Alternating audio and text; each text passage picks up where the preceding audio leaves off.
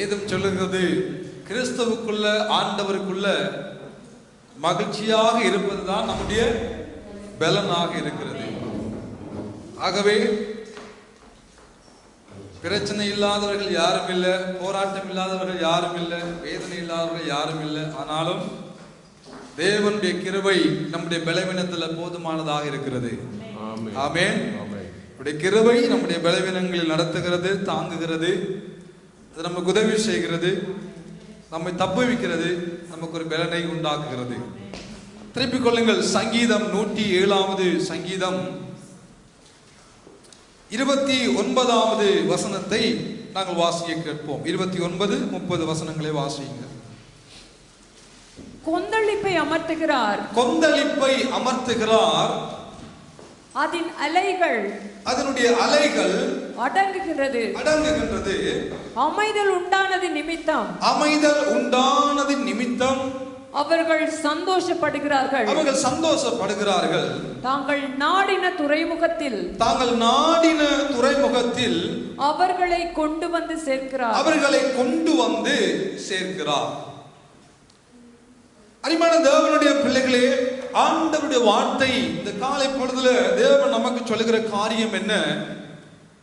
அவர் கொந்தளிப்பை அமர்த்துகிறார். ஆமென். நம்முடைய ஆண்டவர் எப்படிப்பட்டவரா? கொந்தளிப்பை அமர்த்துகிறவர் அவர் மாத்திரம்தான். ஆகவே வேதம் சொல்லுகிறது, அவர் கொந்தளிப்பை அமர்த்துகிற பொழுது அதனுடைய அலைகளும் அடங்குகிறது. அடுத்த வசனம் சொல்லுகிறது, அமைதல் உண்டானது நிமித்தம் அவர்கள் சந்தோஷப்படுகிறார்கள், தாங்கள் நாடின துறைமுகத்தில் அவர்களை கொண்டு வந்து சேர்க்கிறார். இன்னைக்கு எனக்கு அருமையான தேவனுடைய பிள்ளைகளே, எல்லாருடைய வாழ்க்கையும் ஒரு விஷயம் நாம் திரும்பி பார்க்கிற பொழுது, ஏதோ ஒரு காட்டு, ஏதோ ஒரு கொந்தளிப்பு, ஏதோ ஒரு விதமான புயல்கள் நம்முடைய வாழ்க்கையில் அடித்துக் கொண்டுதான் இருக்கிறது. யாராவது சொல்ல முடியுமா, என்னுடைய வாழ்க்கையில ஒரு கொந்தளிப்பும் இல்லை, ஒரு காற்றும் அடிக்கல, நான் நல்லா இருக்கிறேன்னு சொல்லுகிறவங்க யாராவது ஒருவர் இருக்கிறீர்களா? இல்லை. படிக்கிற பிள்ளைகளை கேட்டா, வாலிப பிள்ளைகளை கேட்டா படிப்பு பயங்கர ஸ்ட்ரெஸ்ஸா இருக்குது. வேலை செய்கிறவர்களை கேட்டா வேலை ஸ்ட்ரெஸ்ஸா இருக்குது. வீட்டில் இருக்கிறவர்களை கேட்டா வீட்டில் இருக்கிறதும் ஸ்ட்ரெஸ்ஸா இருக்கிறது. ஏதோ ஒரு ஸ்ட்ரெஸ், ஏதோ ஒரு விதமான பாடுகளுக்கு கூடாகத்தான் நம்முடைய வாழ்க்கை கடந்து கொண்டு போகிறது. ஆண்டவருடைய வார்த்தை சொல்லுகிறது, அவர் கொந்தளிப்பை அமர்த்துகிற ஒரு ஆண்டவர். அல்லேலூயா. அவர் நம்முடைய வாழ்க்கையில கொந்தளிப்பை அடக்குவதற்கு அவரால் மாத்திரம்தான் கூடும்.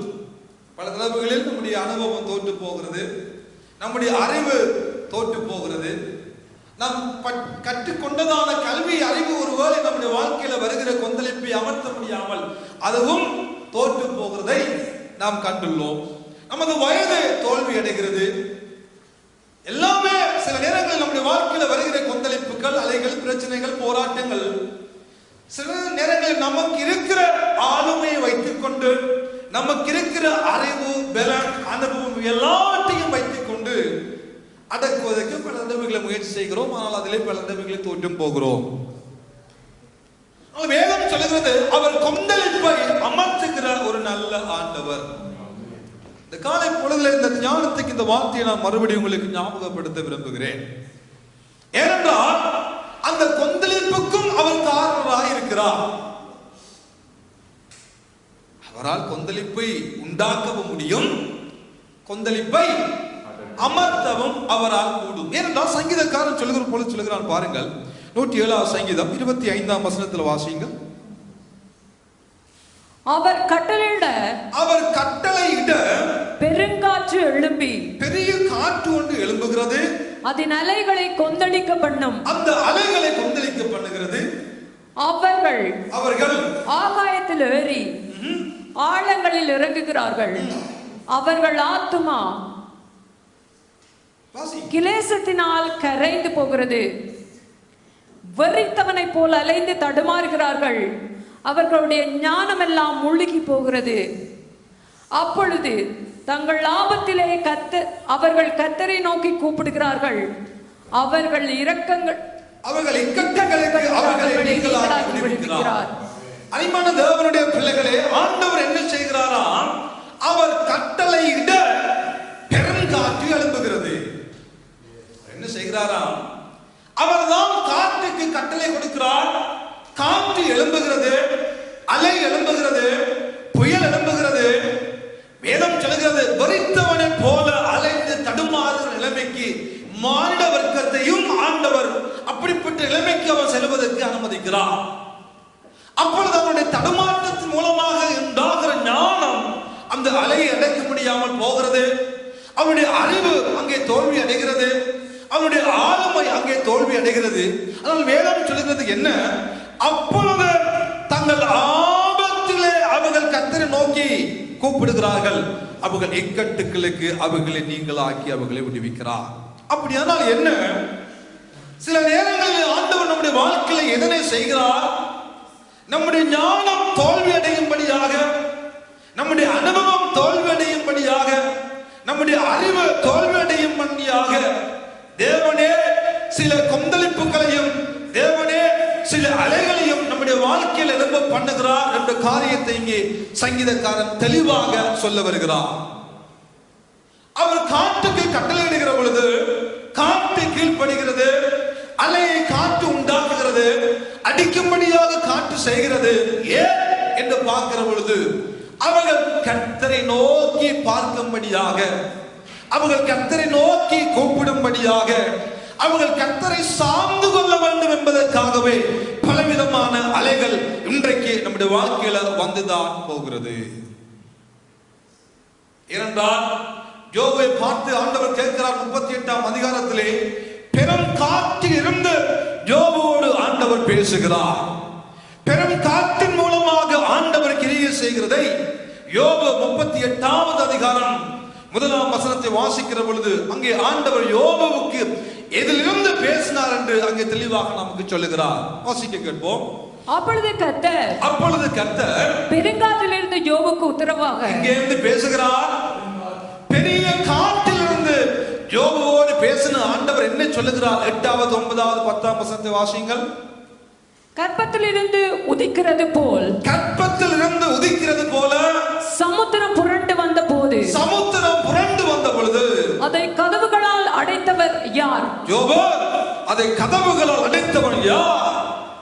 மேகத்தை அதற்கு வஸ்திரமாகவும், மேகத்தை அந்த கடலுக்கு வஸ்திரமாகவும், இருளை அதற்கு புடவையாகவும், இருளை அதற்கு புடவையாகவும் நான் உடுத்தின போது, நான் உடுத்தின பொழுது, நான் அதற்கு எல்லையை குறித்து, நான் அந்த கடலுக்கு ஒரு எல்லையை உண்டாக்கின பொழுது, அதற்கு தாழ்பால்களையும், கதவுகளையும் போட்டு, இம்மட்டும் வா, இந்த மட்டும் வா, மிஞ்சி வராதே, இதுக்கு மேல வராத, உன் அலைகளின் பெருமை இங்கே அடங்க கடவுள், அலைகளுடைய பெருமை இங்கே அடங்குவதாக என்று நான் சொல்லுகிற போது, என்று அந்த காட்டுக்கும் அந்த கடலுக்கும் அந்த கடலை பார்த்து நான் சொன்ன பொழுது, நீ எங்கே இருந்தாய்? எங்கேயோ இருந்தாய். அருமையான தேவனுடைய பிள்ளைகளே, ஆண்டவர் யோபுவோடு பேசுகிற காரியம், பெரிய காட்டிலிருந்து ஆண்டவர் யோபுவோடு பேசுகிறார். யோபு, நான் நூல் போட்டு அழகாக விட்டு சென்று வாசித்து பாருங்கள். நான் மூளைக்கல்லை இந்த பூமியில் உண்டாக்குவதற்கு முன்பதாக, இந்த பூமி உருவாக்குகிற பொழுது நான் நூல் போட்டு மூளைக்கல்லை வைத்து இந்த பூமியை அஸ்திவாரப்படுத்தின பொழுது நீ எங்க இருந்தாய் யோபு? நீ எங்க இருந்தாய்? இந்த மட்டும் வா, இதற்கு மீஞ்சி வராது என்று தாழ்பால்களையும் கதவுகளையும் போட்டு அடைத்து கடலை நான் ஒரு எல்லையை குறித்து இதற்கு மட்டும் வா, இஞ்சால வராது என்று சொன்ன பொழுது நீ எங்கே இருந்தாய்? ஆண்டவர் அப்படியானால் நன்றாய் நாம் ஒரு விடயத்தை புரிந்து கொள்ள வேண்டும். ஆண்டவர் இயற்கையை ஆளுகை செய்கிற அதிகாரம் உடையவர். அவர் பெரிய காற்றில் இருந்தும் அவர் பேசக்கூடியவர், காற்றை வைத்தும் அவர் கிரியை செய்யக்கூடியவர். அப்படியானால் மார்க்கு 4வது அதிகாரம் 35வது வசனத்தில் இருந்து 41வது வசனம் வரைக்கும் ஒரு சம்பவம் அங்கே பரிசுத்த வேதாகமத்தில் இடம்பெற்றுள்ளது. அந்த சம்பவத்தில் இருந்து ஆண்டவர் நம்மோடு தெளிவாக சில காரியங்களை பேசுவாராக. பிரியமானவர்களை வாசிக்க கேட்போம். மார்க்கு 4வது அதிகாரம் 35ஆம் வசனத்தை வாசியுங்கள். அன்று சாயங்காலத்தில் அவர் அவர்களை நோக்கி, அவர் சீடர்களை நோக்கி, அக்கறைக்கு போவோம் வாருங்கள் என்றார். அவர்கள் ஜனங்களை அனுப்பிவிட்டு அவர் படவில் இருந்தபடியே அவரை கொண்டு போனார்கள். இயேசுவையும் கொண்டு போனார்கள். வேறே படகுகளும் அவருடைய கூட இருந்தது. அப்பொழுது பலத்த சுழல் காற்று உண்டானது. போதும். இந்த பிரயாணத்தை மேற்கொள்ளும்படியாக சொன்னவர் யார்? ஆண்டவர் சொல்லுகிறார், அக்கறைக்கு போவோம் வாருங்கள் என்று சொன்னவர் யார்? சத்தமா சொல்லுங்களேன். இயேசு. அந்த கரைக்கு போக வேண்டுமானால் ஒரு படகு வேண்டும். அந்த படகுல இருந்தபடி, அந்த படகுல இருந்து காலையில் இருந்து மாலை வரைக்கும் பிரசங்கம் பண்ணின இயேசு, தேவனுடைய வார்த்தையை போதித்த இயேசு அந்த படகுல இருக்கிறார். அந்த படகில அப்படி இருந்த வண்ணமாகவே அந்த படகு அக்கறை நோக்கி பிரயாணப்படுகிறது. அதுவும் இயேசுவினுடைய அனுமதியோடு அந்த படகு தன்னுடைய பிரயாணத்தை ஆரம்பிக்கிறது. நன்றாக கவனித்துக் கொள்ளுங்கள் பிரியமானவர்களே. இயேசுவினுடைய அனுமதியோடு, இயேசுவினுடைய வழிகாட்டலின் அடிப்படையில், இயேசுவினுடைய வார்த்தையை கீழ்ப்படிந்தவர்களாய் இயேசுவின் சீடர்கள் இந்த படகிலே இந்த பிரயாணத்தை அவர்கள் மேற்கொள்ளுகிறார்கள். சீடர்கள் தாங்களாகவே விரும்பவில்லை, தாங்களாகவே தீர்மானித்த இந்த பிரயாணத்தை ஆரம்பிக்கவில்லை. இயேசுவினுடைய வார்த்தையை கேட்டு அவர்கள் இந்த பிரயாணத்தை ஆரம்பிக்கிறதை இங்கே வேதம் நமக்கு காண்பிக்கிறது. இயேசுவும் அந்த படகுல இருக்கிறார். இயேசுவினுடைய வார்த்தையை கேட்டு, இயேசுவினுடைய வார்த்தையை கீழ்ப்படிந்து இந்த படகுல பிரயாணம் பண்ணின பொழுது அந்த பிரயாணத்துல பாடுகள், கஷ்டங்கள், வேதனைகள் வந்ததா இல்லையா? வந்தது. சொல்லுங்களேன். வேதம் அழகாக சொல்லுகிறது, பாடுகள் வருகிறது. இயேசுவை பின்தொடர்கிற ஒவ்வொரு தேவனுடைய பிள்ளைகளுடைய வாழ்க்கையிலும் பாடுகள் இல்லாவிட்டால் தான் நாம் நம்மை பரிசோதித்து பார்க்க வேண்டும். நான் இயேசுவின் வார்த்தையின்படி செல்லுகிறேனா இல்லையா என்று சொல்லி. நாங்க சொல்லுகிறோம், இயேசுவின் வார்த்தையை கீழ்ப்படிந்தால் கஷ்டம் இல்லை, கடன் இல்லை, பாடு இல்லை, வேதனை இல்லை, துன்பம் இல்லை, வறுமை இல்லை, பிரச்சனை இல்லை நாங்க சொல்லக்கூடும். இங்கே காரியத்தை பாருங்கள். இயேசுவினுடைய வார்த்தையை கேட்டு, இயேசு சொன்னதை கேட்டு போன வழியில முன்னுக்கு ஒரு பெரிய ஆபத்து, முன்னுக்கு ஒரு பெரிய பிரச்சனை அங்கே காத்திருந்தது. சொல்லுகிறது, காற்று அடிக்க ஆரம்பிக்கிறது. மிகப்பெரிய ஒரு பலத்த காற்று அந்த படகை நோக்கி அடிக்க ஆரம்பிக்கிறது. மிகுந்த காற்று, மிகுந்த காற்று. பெரும் காற்றில் இருந்து பேசின தெய்வம் இப்பொழுது அந்த படகுக்குள்ளே அவர் இருக்கிறார். காற்று அடித்துக் கொண்டிருக்கிறது. இயேசுவும் இருக்கிற அந்த படகிற்கு, இயேசுவால் உண்டாக்கப்பட்ட காற்று இயேசு இருக்கிற படகுக்கு அடிக்க ஆரம்பிக்கிறது. தேவ பிள்ளைகளே, நன்றாய் கவனித்துக் கொள்ளுங்கள். பெரும் காற்றுக்கு தெரியுமா இல்லையா இயேசு அந்த படகுக்குள்ள இருக்கிறாரா இல்லையான்னு? தெரியும். இயேசு சொல்லத்தான் வசனத்தை வாசித்தோம். அவர் காற்றுக்கு கட்டளையிட, காற்று அலையை உண்டாக்கி, காற்று கொந்தளிப்பை உண்டாக்குற சங்கீதக்காரன் சொல்லுகிறான். காற்றிலிருந்து யோபுவோடு தெய்வம் பேசுவாரானால் அந்த காற்றுக்கு தெரியும், இந்த உண்டாக்கின தெய்வம் எதற்குள்ள போய்கொண்டிருக்கிறார். படகுக்குள்ள இயேசு இருக்கிறார்.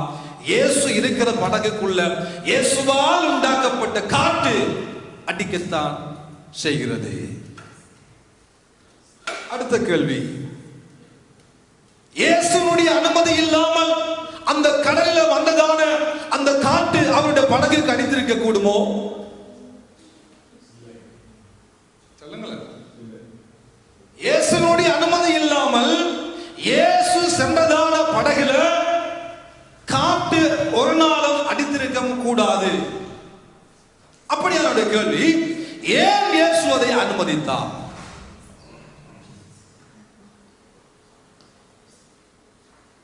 தேவனுடைய பிள்ளைகளே, நாம் இந்த காரியங்களை சற்று நாம் புரிந்து கொள்ள வேண்டும்.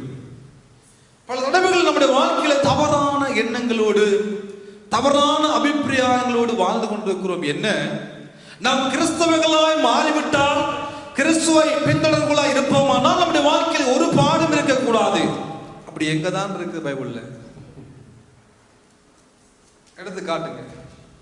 நான் கிறிஸ்துவை பின்தொடர்வேனானால், நான் கிறிஸ்தவனாய் நான் வாழ்வேனானால் எனக்கு எந்த விதமான பாடும் இந்த உலகத்தில் இல்லை என்று சொல்லக்கூடுமோ? இல்ல. இயேசு என்ன சொல்லுகிறார்? ஒருவர் என்னை பின்பற்றி வர விரும்பினார், அவன் தன்னைத்தான் வெறுத்து தன் சிலுவையை சுமந்து கொண்டு எனக்கு பின்னால வருவானாக.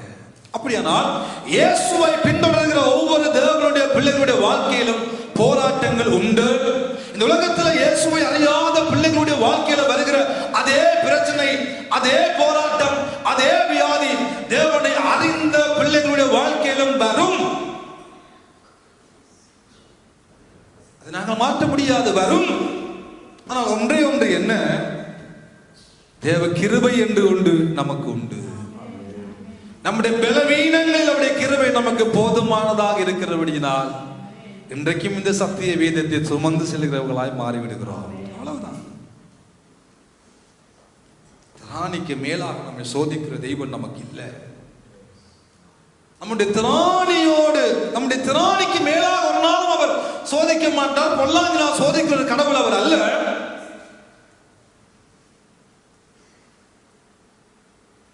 தகுதியை மீறி நம்முடைய வாழ்க்கையில், நம்முடைய காரியங்கள், நம்முடைய குடும்பங்களில், தனிப்பட்ட வாழ்க்கையில் எதையும் தெய்வம் நம்முடைய வாழ்க்கையில் அனுமதிக்கவே இல்லை. அப்படியானால் இயேசு ஏன் இந்த காட்டை அனுமதிக்கிறார்?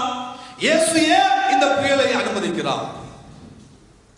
இயேசு போகிற படகு, இயேசு பிரயாணம் பண்ணுகிற படகு, இயேசுவின் சீடர்கள் போகிற படகு,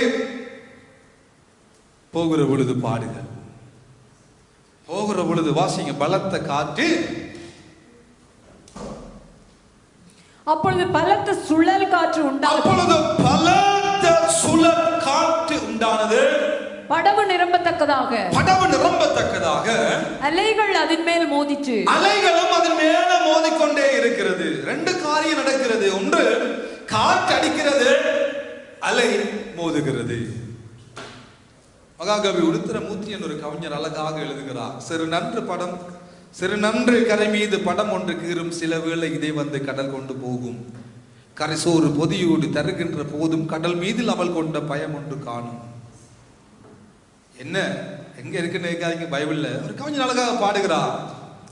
தன்னுடைய கணவனை வேலைக்கு அனுப்புகிற பொழுது, கடல் தொழிலுக்கு அனுப்புகிற பொழுது, அவள் அழகாக சமைத்து சாப்பாடுகளை பொதி செய்து கொடுக்கிற பொழுதும், அன்போடு இன்பகத்தோடு கொடுக்கிற பொழுது அவளுக்கு கடல் மீது ஒரு பயம் ஒன்று இருக்கிறது. கரை சோறு பொதியோடு தருகின்ற போதும் கடல் மீதில் அவள் கொண்ட பயம் ஒன்று காணும். எல்லா மனிதனுடைய வாழ்க்கையிலும் கடல் என்று பார்க்கிற பொழுது ஒரு பயம் நமக்கு வரத்தான் செய்கிறது. எவ்வளவு பெரிய துணிச்சல் உள்ளவர்களா இருந்தாலும், எவ்வளவு பெரிய அனுபவம் உள்ளவர்களா இருந்தாலும் ஒரு பயம் மனிதர்களாக நமக்கு வரத்தான் செய்கிறது. இப்பொழுது இயேசு பிரயாணம் பண்ணின படகுக்குள்ள இயேசுவோடு கூட இருந்த சீடர்கள் இருக்கிறார்கள். காற்று அடிக்கிறது, பலத்த சுழல் காற்று அடிக்கிறது, அலைகள் மோதிக்கொண்டே இருக்கிறது. படகு நிரம்பத்தக்கதாக தண்ணீரினால் அங்கே தண்ணீரும் படகுக்குள்ள வருகிறது, காற்றும் அடிக்கிறது, அலையும் மோதிக்கொண்டிருக்கிறது. இப்பொழுது அனுபவம் உள்ள இயேசுவின் சீடர்கள் பேதுரு, யாக்கோபு, அந்திரேயா, யோவான், இவர்களெல்லாம் அனுபவம் உள்ளவர்கள். இவர்களுடைய அனுபவம் அங்கே தோல்வி அடைகிறது. முதலாவது நான் யோசித்து பாருங்கள், கலிலேயாவில் இருந்தவர்கள், கப்பர்நகூமில் இருந்தவர்கள், கடலை பற்றி நல்ல பரிச்சயமான அனுபவம் உண்டு, நன்றாக நீந்தக்கூடியவர்கள்.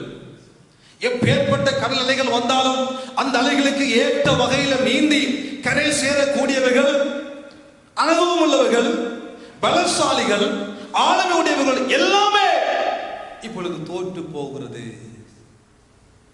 எல்லாம் ஃபெயிலியரா போகிறது. முடிந்தளவு முயற்சி செய்கிறார்கள். ஒரு பக்கம் காற்று அடிக்குது, ஒரு பக்கம் அலை அடிக்கிறது, ஒரு பக்கம் படவ நிரம்ப தண்ணீர் வந்து கொண்டே இருக்கிறது. இதுதான் தேவனுடைய பிள்ளைகளாய் வாழுகிற நம்முடைய வாழ்க்கையிலும் ஒரு வேளை இப்படிப்பட்ட சந்தர்ப்பங்கள் வரத்தான் செய்கிறது.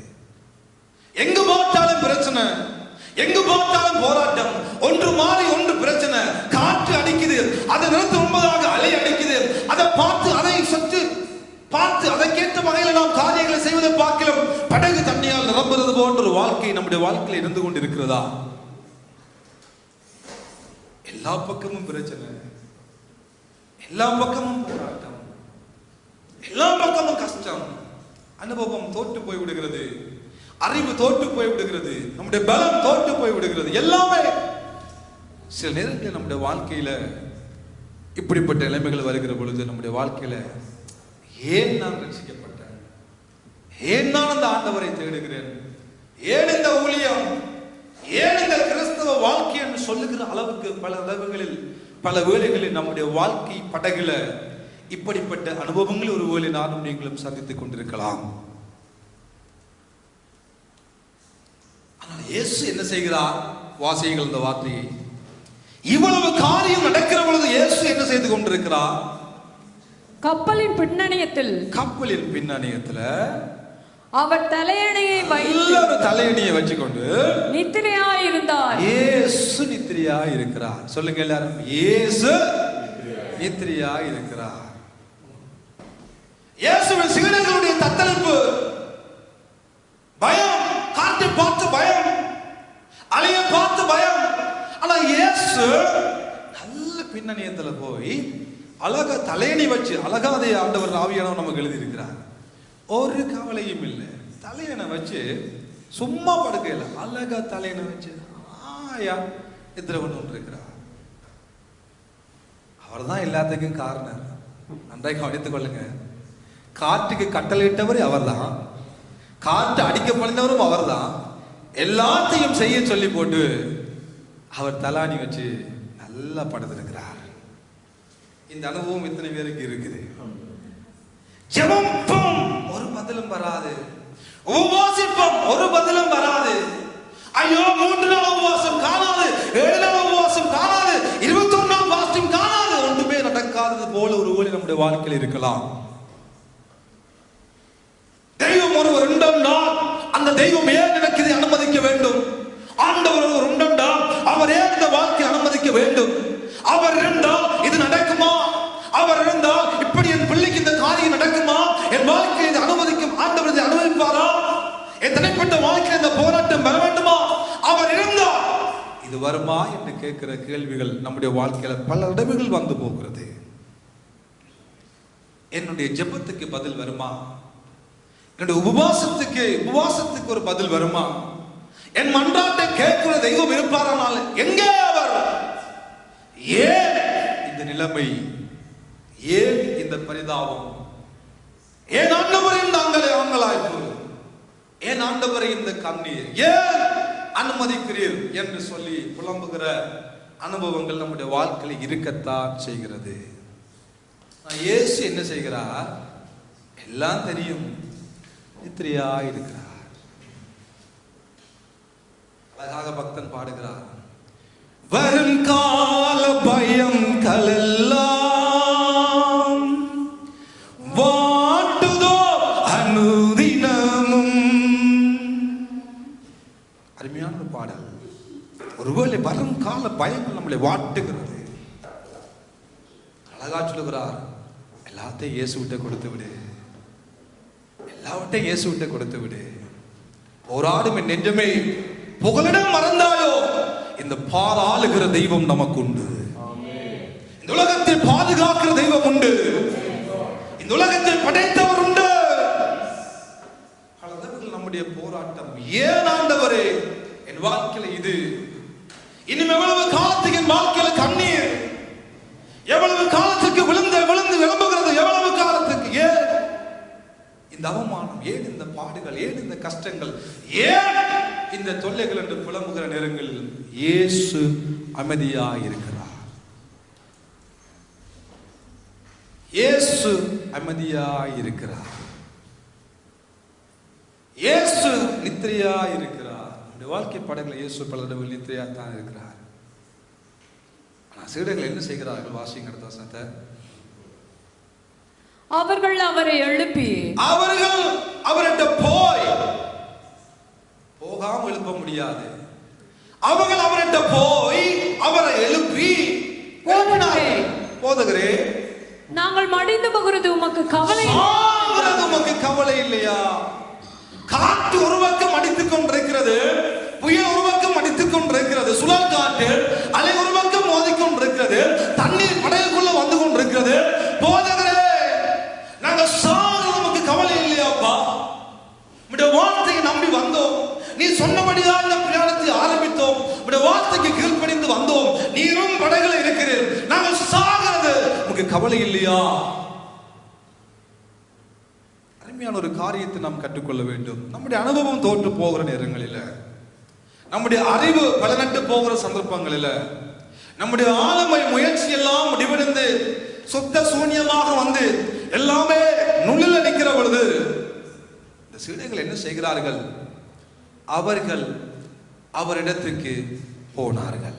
சொல்லுங்க, அவர்கள் அவரிடத்துக்கு போனார்கள்.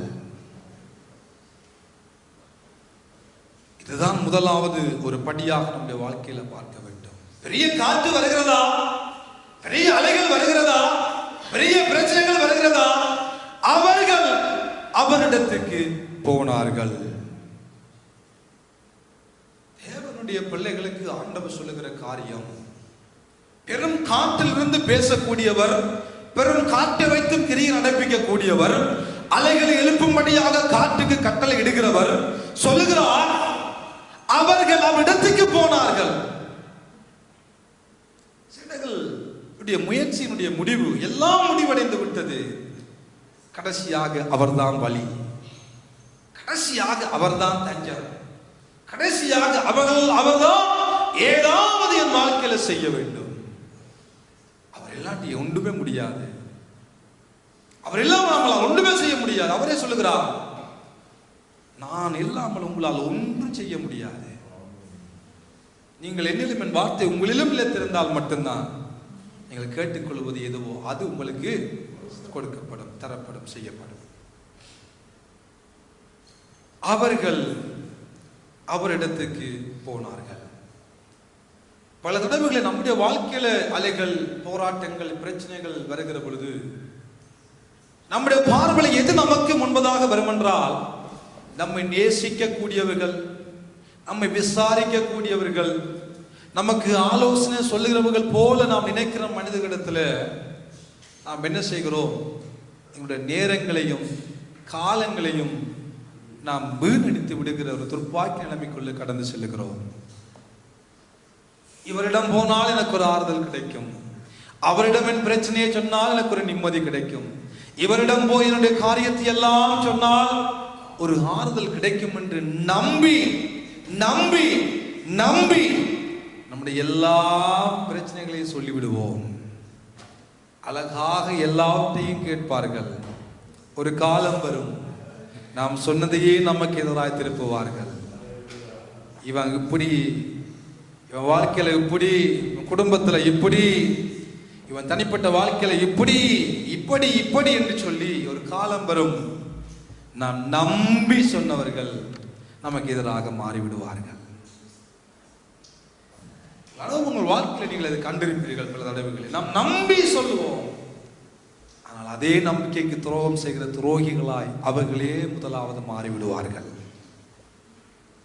வேதம் சொல்லுகிறது, அவர்கள் அவரிடத்துக்கு போனார்கள். அல்லேலூயா. எந்த சூழ்நிலையிலும் எந்த நேரத்திலும் நம்பத்தக்கவர் நம்முடைய தெய்வம் ஒருவர் தான். நம்பத்தக்கவர் அவர் மாத்திரம். நாசியில சுவாசம் உள்ள மனுஷனை நம்புவதை விட்டுவிடுங்கள், எண்ணப்படுவதற்கு அவனை மாத்திரம் விட்டுவிடுங்கள், எண்ணப்படுவதற்கு அவன் மாத்திரம். அப்பா, நம்பத்தக்கவர் நம்முடைய தெய்வம். அவர்கள் அவரிடத்திற்கு போய் அவரை எழுப்புகிறார்கள். எழும்புங்க ஆண்டவரே, எழும்புங்க. அடுத்த கேள்வி, நாங்க சாகிறது உமக்கு கவலை இல்லையா? அலை ஒரு பக்கம் அடிக்கிறது, காற்று ஒரு பக்கம் அடிக்கிறது, தண்ணி ஒரு பக்கம் வருகிறது, நாங்க சாகுவதை குறித்து உமக்கு ஒரு கவலையே இல்லையா? எங்களை சாகும்படியாகவா இந்த வந்தீங்க? ஏன் ஆண்டவரே? ஏன்? ஆண்டவர் கொண்டு போறதுக்கு ஒரு காரணம் உண்டு. ஆண்டவர் நம்முடைய வாழ்க்கையில் அலை அடிக்க பண்ணுவதற்கு ஒரு காரணம் உண்டு. ஆண்டவர் நம்முடைய வாழ்க்கையில் ஒரு பெரிய காற்று, சுழல் காற்று உண்டாக்குவதற்கு ஒரு காரணம் உண்டு. அதை நமக்கு சற்று தள்ளி போனால் தான் தெரியும். வருகிற பிரச்சனைகளை தாண்டி நாம் போய் திரும்பி பார்க்கிற பொழுதுதான் நமக்கு தெரியும், ஆண்டவர் இதை என் வாழ்க்கையில கற்றுக் கொடுக்க, இதை என் வாழ்க்கையில நிறைவாக்க, இந்த குறைவை நிறைவாக்க தான் ஆண்டவர் இந்த காரியத்தை எனக்கு அனுமதித்தார் என்று நாம் கடந்து போன என்பதாக திரும்பி பார்க்கிற பொழுதுதான் அதனுடைய யதார்த்தம் நமக்கு புரியும். அது வரைக்கும் நாம் சொல்லுவோம், என்ன நாங்க சாகிறது நமக்கு கவலை இல்லையா? அங்க சாகவா இந்த கடலுக்குள்ள கொண்டு வந்தீங்க? நல்லா நித்திர கொள்றீங்க இயேசுவே. நாங்க படுற பாடு பெரும் பாடு, நாங்கள் படுகிற பாடு பெரும் பாடு. பெரும் பாடுள்ள ஸ்திரியை சுகமாக்கின தெய்வத்தால் முடியாதா? எப்பேற்பட்ட பெரும் பாடுகள் வந்தாலும் நம்மை விடுதலையாக்க, நம்மை சுகமாக்க, நம்மை ஆசீர்வதிக்க, நம்மை விடுதலையாக்க அவரால் கூடாதா? அவர் சொன்ன பாதைகளை செல்லுகிறவங்களுக்கு பிரச்சனை இருக்கா? இருக்குதான். போராட்டம் இருக்கா? இருக்குதான். பாடுகள் இருக்குதா? இருக்குதான். ஆனா அவரோடு மாத்திரம் நம்முடைய உறவு சரியாக இருக்குமானா, அவரோடு வைத்திருக்கிற உறவு அந்யோன்யம் ஐக்கியம் சரியாக இருக்குமானா, அவர் அதையும் கடந்து போக நமக்கு உதவி செய்வார். அவரை எழுப்பினபடியினால், இயேசுவிடம் போனபடியினால், இயேசுவை எழுப்பினபடியினால், இயேசு எழும்பி என்ன செய்கிறார்? வாசிங்க அடுத்த வசனத்தை. அவர் எழுந்து காற்றை அதட்டினார் என்று வேதம் சொல்லுகிறது. அதட்டி கடலை பார்த்து இறையாதே அமைதலாயிரு என்றார். தொடர்ந்து அப்பொழுது காற்று நின்றது, மிகுந்த அமைதல் உண்டானது. ஹல்லேலூயா, ஹல்லேலூயா. பெரிய காற்று, மிகுந்த காற்று, பலத்த காற்று. எப்படி அந்த காற்று கொந்தளித்து பெரிய காரியங்களை செய்ததோ அதே போல இப்பொழுது இயேசு அதட்டினபடியினால், இயேசு அதை பார்த்து பேசினபடியினால், எவ்வளவு தூரத்துக்கு கொந்தளித்து அதே பிரச்சனை அவ்வளவு தூரத்துக்கு அமைதலானது.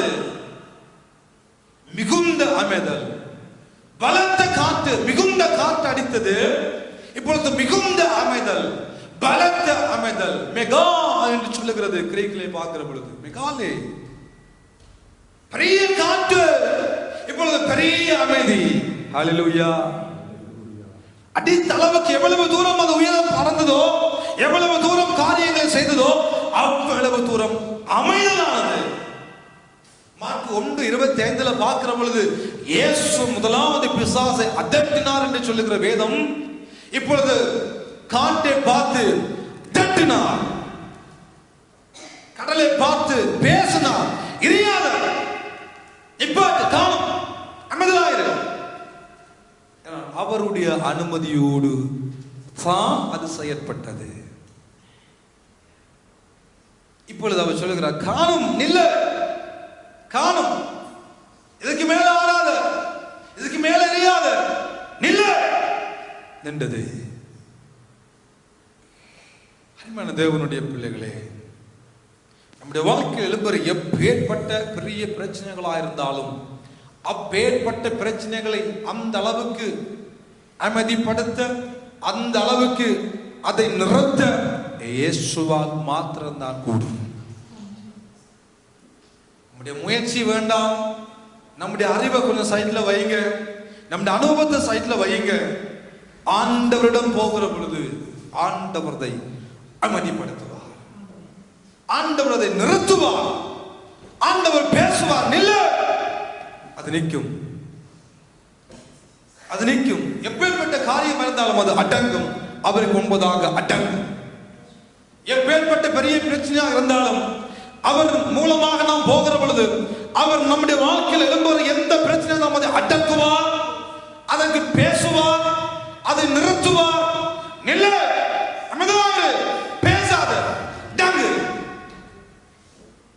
இயற்கை அவரால் உண்டாக்கப்பட்டது. இயற்கையே அடக்கும் என்றால் இந்த பெரிய காற்றை பார்க்கலும் பெரிய அலைகளை பார்க்கலும் நம்முடைய வாழ்க்கையில் வருகிற எப்பேற்பட்ட பெரிய பிரச்சனை இருந்தாலும் அதையும் அவரால் அடக்கக்கூடும். ஆமென்.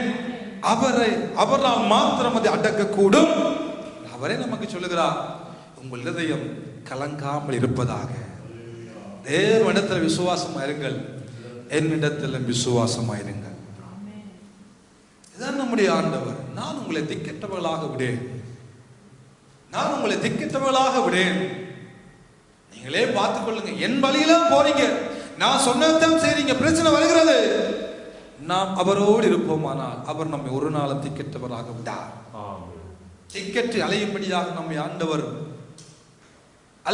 அலைந்து தெரியும்படியாக நம்மை அவர் அழைக்கவில்லை. நாம் அவருடைய பிள்ளைகள், பிரியமானவர்களே. நாம் ஒரு அப்பா பிதாவை என்று அழைக்கிற புத்திர சுவிகாரத்தின் ஆவியை விட்டு அவருடைய பிள்ளைகள் நாம் நீங்களும். நம்மை அநாதையாக அவர் விடமாட்டார், நம்மை தனித்து வாழும்படியாக விடமாட்டார். அங்கலாய்ப்போடு கண்ணீரோடு வேதனையோடு துன்பங்களோடு நாம் வாழ அவர் விடவே மாட்டார். ஒரு நல்ல தெய்வம் நமக்கு உண்டு, ஒரு நல்ல தகப்பன் நமக்கு உண்டு, ஒரு நல்ல ஆண்டவர் நமக்கு உண்டு.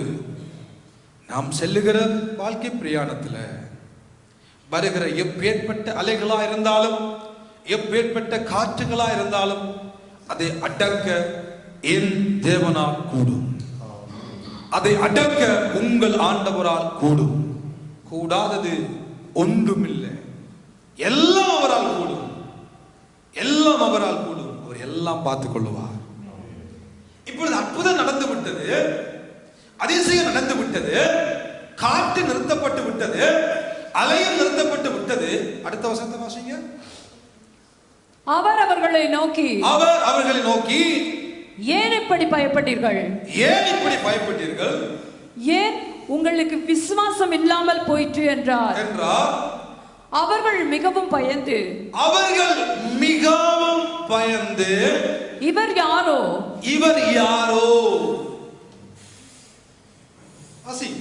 காற்றும் கடலும் இவருக்கு கீழ்ப்படுகிறது என்று ஒருவரோடு ஒருவர் சொல்லிக் கொண்டார்கள். அருமையான தேவனுடைய பிள்ளைகளே, இதுவரைக்கும் காற்றை பார்த்து பயந்தவர்கள், இதுவரைக்கும் அலைகளை பார்த்து பயந்தவர்கள், ஐயோ இந்த காற்று நம்மை சாகடித்து விட போகிறது, இந்த அலை நம்முடைய வாழ்க்கைக்குள்ளே வந்து நம்முடைய படகுக்குள்ளே வந்து நம்மை மூழ்கடித்து விட போகிறதே என்று இருந்தவர்கள், இப்பொழுது காற்றின் மேல் இருந்த பயம், அலையின் மேல் இருந்த பயம் கர்த்தரின் மேலே திரும்புகிறது. இவர் யாரோ அவருக்கு பயப்படுகிறார்கள். தேவ ஜனமே, தேவன் நம்முடைய வாழ்க்கையிலே பிரச்சனைகளை அனுபவிப்பதற்கு இதுதான் காரணம். இவர் யாரோ, தேவனுடைய மகத்துவங்கள் ஒருவேளை அறியாமல் புரியாமல் வாழ்ந்து கொண்டிருப்போமானால் அவரையும் அவருடைய மகத்துவத்தையும் நானும் நீங்களும் அறிந்து கொள்ளும்படியாகவே நம்முடைய வாழ்க்கையில் அலையடிக்கிறது, காற்று வருகிறது. ஹல்லேலூயா. இதுவரைக்கும் இயேசுவோடு இருந்தவர்கள் தான், இயேசுவின் போதனையை கேட்டவர்கள் தான், இயேசுவோடைய படகில் பிரயாணித்தவர்கள் தான். ஆனால் இயேசுவை குறித்து ஒன்றும் தெரியவில்லை. இயேசு விரும்பினார் என்ன, நாம் யார் என்பதை இவர்களுக்கு நிரூபிக்கும்படியாகவே வாருங்கள் அக்கறைக்கு போவோம் என்று பிரயாணத்தை ஆரம்பித்தார். தேவ ஜனமே, தேவனுடைய பிள்ளைகளே, நம்முடைய வாழ்க்கையில வருகிற அலைகள் நமக்கு எதை சொல்லுகிறது தெரியுமா? நம்முடைய வாழ்க்கையில வருகிற கடல் கொந்தளிப்புகள் எதை நமக்கு கற்றுக் கொடுக்கிறது தெரியுமா? கடலை பார்க்கலாம், அலையை பார்க்கலாம், பிரச்சனையை பார்க்கலாம், போராட்டங்களை பார்க்கலாம், கடனை பார்க்கலாம், வியாதியை பார்க்கலாம், துன்பங்களை பார்க்கலாம், கஷ்டங்களை பார்க்கலாம். என் தெய்வம் பெரியவர். இவர் யாரோ? இதுவரைக்கும் அந்த ஒரு விசுவாசம் இல்லை, இதுவரைக்கும் அந்த அனுபவம் இல்லை, இதுவரைக்கும் இயேசுவை பற்றி ஒன்றுமே தெரியவில்லை. இயேசு அதை அவர்கள் வாழ்க்கையில் சொல்லும்படியாக, நான் யார் என்பதை நிரூபிக்கும்படியாகவே இந்த பிரயாணத்தை ஆரம்பித்தவர் அவர் யார் என்பதையும் சொல்லிவிட்டார். இதுவரைக்கும் ஒரு இவர்களுக்கு நியாயப்பிரமாணம் தெரிந்திருக்கும், மோசையின் தோரா தெரிந்திருக்கும், கட்டாயம் படித்திருப்பார்கள். ஆண்டவர் செங்கடலை பிளந்தார். எங்கள் யாகவே தெய்வம் யோர்தானை பிளந்தார். எங்கள் தெய்வம் அங்கே யோனாவை கடலுக்குள்ள தூக்கி போட்ட பொழுதும் யோனாவை அந்த கடலுக்குள்ள வைத்து மீனை கட்டளையிட்டு அவனை கரையில் கக்க பண்ணின தெய்வம். யோனாவே சாட்சி கொடுக்கிறான், நான் சமுத்திரத்தையும் வானத்தையும் எல்லாவற்றையும் உண்டாக்கிய தேவனிடத்திலிருந்து வருகிறேன் என்று சொல்லி. இவர்களுக்கும் ஒருவேளை அந்த அறிவு இருந்திருக்க கூடும். யாஹ்வே தெய்வனா, எங்கள் முன் பிதாக்களின் தகப்பனால் செங்கடலை பிளக்க கூடும், அனுபவம் இருந்திருக்க கூடும். யோர்தானை பிளந்தார், அந்த அறிவு அவர்களுக்கு இருந்திருக்க கூடும். ஆனால் இப்பொழுது அதை செய்தவர் நான் தான் என்பதை நிரூபிக்கும்படியாக இயேசு சொல்லுகிறார், அதட்டுகிறார். இல்ல, இவர்களுக்கு முன்பதாக அதட்டுகிறார், இவர்கள் முன்பதாக பேசுகிறார். இல்ல, கிடையாது. இவருடைய சத்தத்துக்கு கடல் கீழ்ப்படுகிறது. இவருடைய சத்தத்துக்கு பெரும் காற்று அடங்குகிறது. அப்பொழுதுதான் வாயை புலந்து பார்க்கிறார்கள், இவர் யாரோ. காற்று கீழ்ப்படுகிறது, இவர் யாரோ. கடலை அமைதிப்படுகிறது, இவர் யாரோ. தேவனுடைய பிள்ளைகளே, காற்றை பார்க்கிலும் கடல் அலைகளை பார்க்கிலும் எங்கள் தெய்வம் பெரியவர். நம்மோடு இருக்கிற ஆண்டவர் பெரியவர். பிரச்சனையை பாருங்க. நம்முடைய பிரச்சனையை பெருசா பார்த்து பிரச்சனையை பற்றியே பேசிக்கொண்டு அதை மிகப்படுத்தி காண்பிப்பதை பார்க்கலாம். அந்த பிரச்சனையை விட ஒரு பெரியவர் உண்டு. அவரை பார்க்கும்படியாக கண்கள் திறம்பட்டும். இதுவரைக்கும் இவர்கள் கண்கள் காட்டையும் கடலையும் அலைகளையும் பார்த்து கொண்டிருந்த கண்கள் இப்பொழுது இயேசுவின் மேலே திரும்புகிறது. இவர் யாரோ. பிரச்சனை ஏன் வருகிறது? நம்முடைய கண்கள் அவர் மேலே திரும்பும்படியாகவே பிரச்சனையை அனுமதிக்கிறார். ஏன் போராட்டம் வருகிறது? நம்முடைய கண்கள் போராட்டமான, இக்கட்டான, இடுக்கமான, நெருக்கமான சூழ்நிலையை பார்த்து கொண்டிருக்காமல் அந்த சூழ்நிலையை உண்டாக்கின தெய்வத்தை நம்முடைய கண்கள் பார்க்கும்படியாக தேவன் விரும்புகிறார். ஆண்டவருக்கு நன்றி சொல்லுங்கப்பா.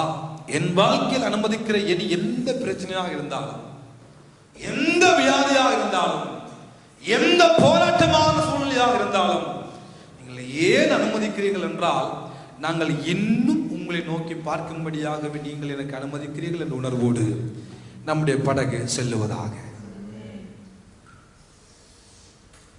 அல்லேலூயா. அவரே பார்க்கும்படியாகவே அவர் அனுமதிக்கிறார். இதுதான் சங்கீதக்காரன் அப்பொழுது நமக்கு சொன்னார்.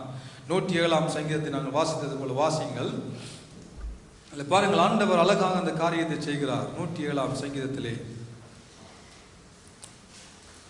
25 வாசியுங்கள்.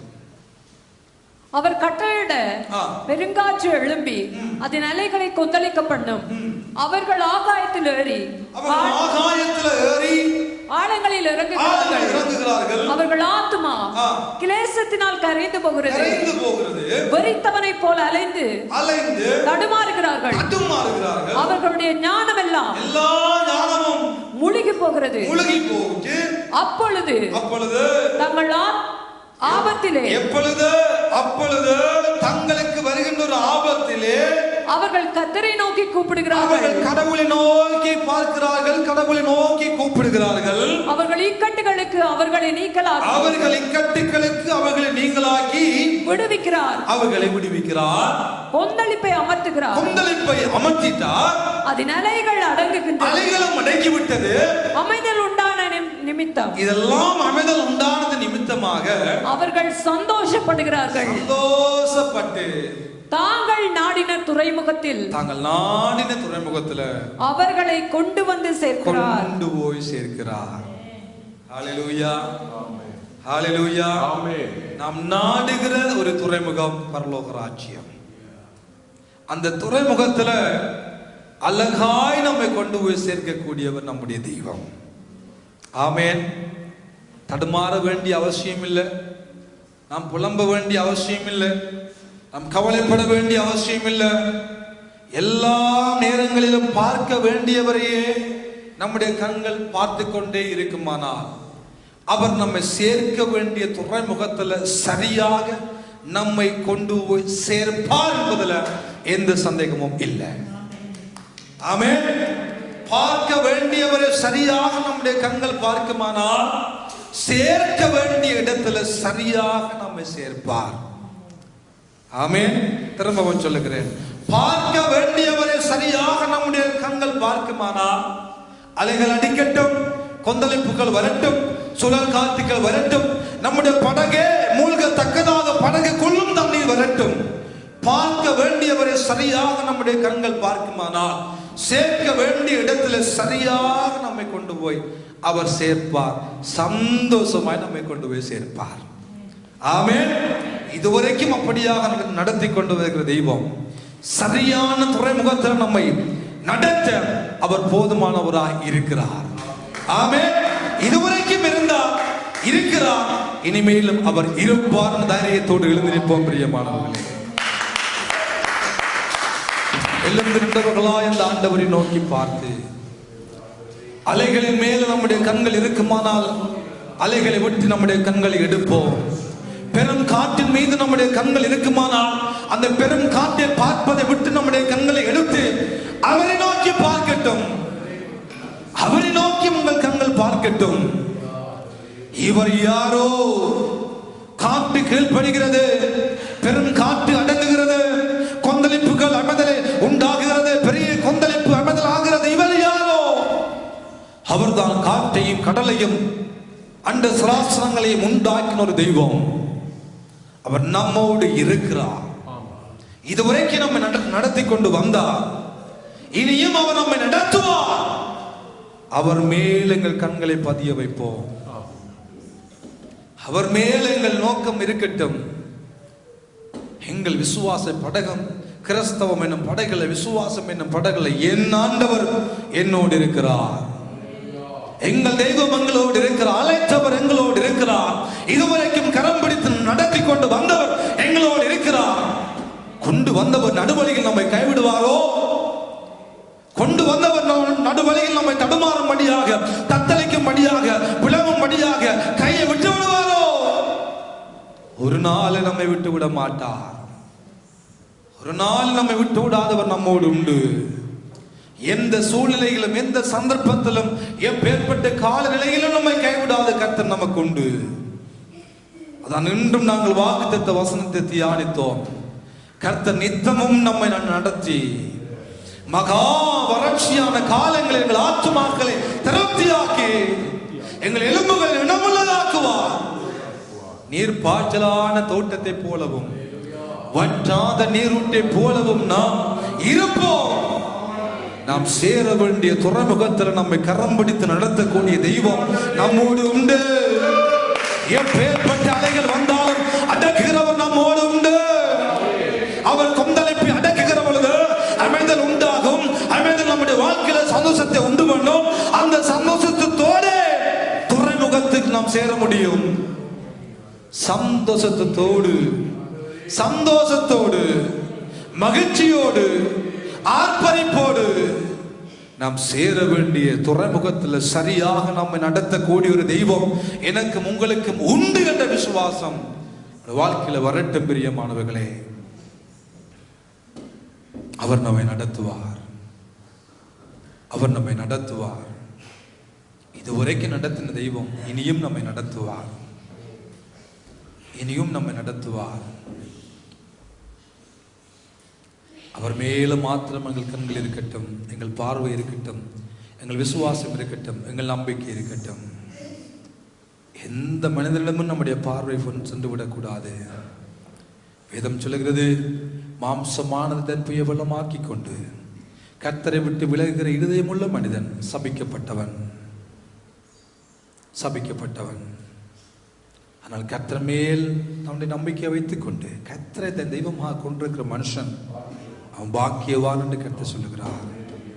கர்த்தர் மேல நம்பிக்கை, கர்த்தர் மேல நம்முடைய பார்வை, கடவுள் யார் என்பதை முதலாவது நாம் அறிந்து கொள்ளட்டும். அவர் யார்? பெரும் காற்றில் இருந்தும் பேசக்கூடியவர், பெரும் காற்றை வைத்தும் கிரியை நடப்பிக்கக்கூடிய ஒரு தெய்வத்தினத்தில் வந்திருக்கிறோம். இதுவரைக்கும் நடத்தின தெய்வம் இனியும் எங்களை நடத்துவாராக. கண்களை மூடி ஆண்டவரிடம் சொல்லுவோம், அப்பா, என் வாழ்க்கையில் நீங்கள் அனுமதிக்கிற எல்லா பிரச்சனைகளுக்கும் காரணம் நீங்கள் யார் என்பதை நான் அறிந்து கொள்ளவும் இன்னும் உங்களோடு நல்ல ஒரு உறவு வைத்துக் கொள்ளவுமே என் வாழ்க்கையிலே கொந்தளிப்புகளையும் அலைகளையும் ஆண்டவரே போராட்டங்களையும் இக்கட்டான சூழ்நிலையும் அனுமதிக்கிறீர்கள் என்ற ஒரு காரியத்தை இன்று நாங்கள் கற்றுக்கொள்ள கிருபை செய்தீங்கப்பா. இன்னும் நாங்கள் உங்களை கிட்டி சேர, இன்னும் நாங்கள் உங்களை நேசிக்க, இன்னும் நாங்கள் உங்களை அண்டிக்கொள்ளவே என் வாழ்க்கையை அத்தனையும் அனுமதிக்கிறீர்கள் அப்பா என்ற உணர்வோடு நாங்கள் வாழ எங்களுக்கு உதவி செய்யுங்க. உங்களை விட்டு விடாதபடி வாழ கிருபை செய்யுங்க. எப்பேற்பட்ட நிலைமையிலும் உங்களையே நாடி உங்களுடைய சமூகத்தில் ஓடி வந்து காத்திருக்க எங்களை கிருபை செய்யுங்கப்பா.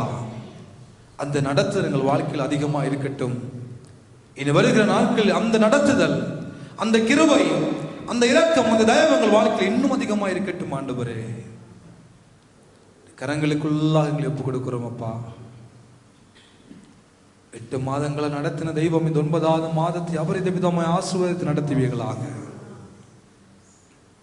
பரிசுத்தமான இந்த பந்தியிலே பங்கெடுக்கும் முன்பதாக எங்களை ஒரு விஷயம் நாங்கள் ஆராய்ந்து பார்த்து, தலை சாய்க்கும் கல் நீரையா, மூளை கல் நீரையா, நான் நம்பி தலை சாய்க்கும் கல் நீரையா, மூளை கல் நீரையா.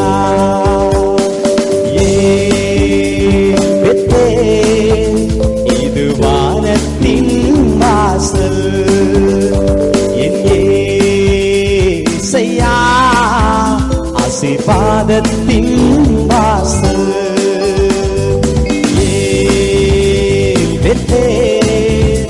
இது வானத்தின் வாசல், என் ஏசையா ஆசீர்வாதத்தின் வாசல். தலை சாய்க்கும் கல் நீரையா, மூளை கல் நீரையா, நான் நம்பி தலை சாய்க்கும் கல் நீரையா, மூளை கல் நீரையா.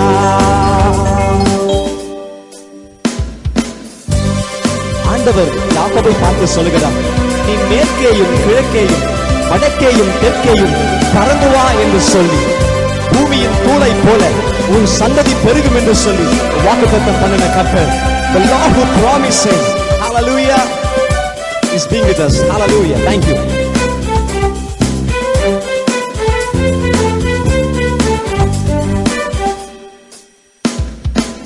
மேற்கு கிழக்கு வடக்கு தெற்கு பறந்து வா என்றீரே, பூமியின் தூளை போல் சந்ததி பெருகும் என்று வாக்குரைத்தீரே. மேற்கு கிழக்கு வடக்கு தெற்கு பறந்து வா என்றீரே, பூமியின் தூளை போல் சந்ததி பெருகும் என்று வாக்குரைத்தீரே. சொன்னதை செய்யும் அளவும் என்னை கைவிடவே மாட்டீ, நீர் சொன்னதை செய்யும் அளவும் என்னை கைவிடவே மாட்டீ என்று சொல்லுவீங்களா? ஏல்பெத்தேல்,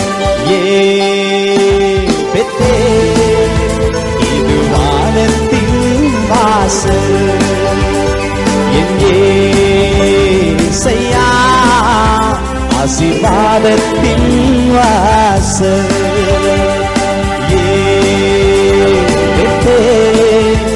இது வானத்தின் வாசல், என் ஏசையா ஆசீர்வாதத்தின் வாசல். தலை சாய்க்கும் கல் நீரையா, மூளை கல் நீரையா, நானும் தலை சாய்க்கும் கல் நீரையா, மூளை கல் நீரையா. ஆதியாகமம் 28ஆம் அதிகாரத்துல ஆண்டவர் யாக்கோபுக்கு வாக்கு பண்ணுகிறார். பூமியின் வம்சங்கள் எல்லாம் உனக்குள் உன் சந்ததிக்குள் ஆசீர்வதிக்கப்படும் என்று சொல்லி அதனால அதே ஆசீர்வாதம் நமக்கும் உண்டு. கவலைப்படாதிருங்கள், கஷ்டப்படாதிருங்கள், எதை குறித்தும் கவலைப்படாதிருங்கள். கர்த்தர் எல்லாவற்றையும் பார்த்துக் கொள்கிற ஆண்டவர் பார்த்துக் கொள்வார். Come on.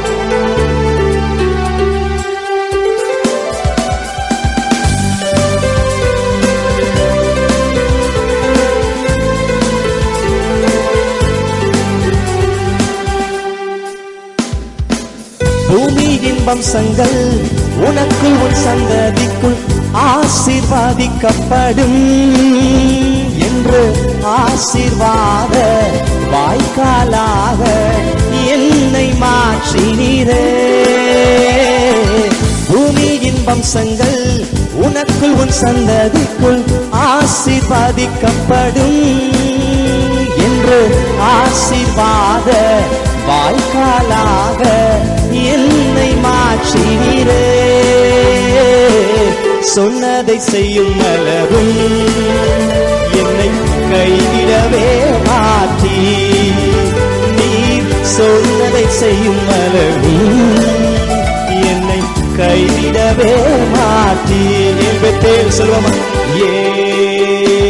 பெத்தேன் இது வானத்தின் வாசல் எங்கேசையா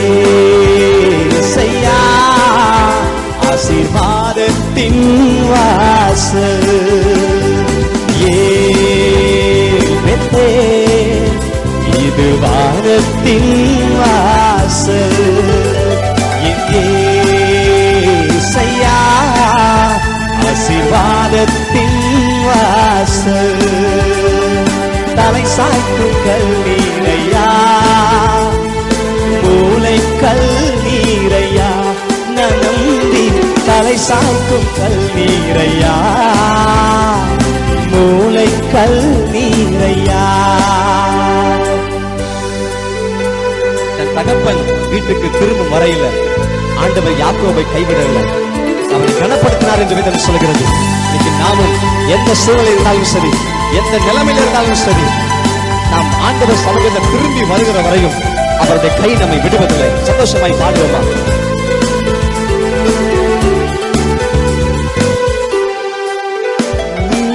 செல்லும் இடமெல்லாம் உன்னோட இருந்து உன்னை கனப்படுத்துவே. தகப்பன் தேசத்துக்கு திரும்பும் வரையில் உன்னை காப்பாற்றுவே. செல்லும் இடமெல்லாம் உன்னோடு இருந்து உன்னை கனப்படுத்துவே. தகப்பன் தேசத்துக்கு திரும்பும் வரையில் உன்னை காப்பாற்றுவே. சொன்னதை செய்யும் அளவும் உன்னை கைவிடவே மாட்டே. நீ சொன்னதை செய்யும் அளவும் என்னை கைவிடவே மாட்டே. Come on, join together and say Bethel.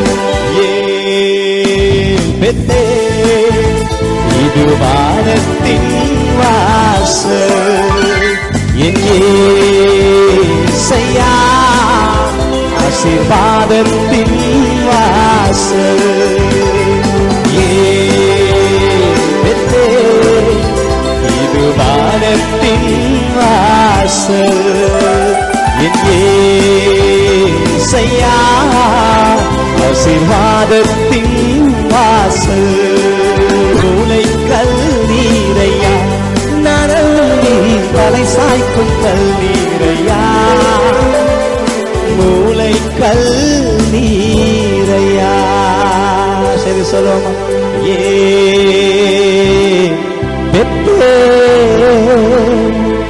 இது வானத்தின் வாசல்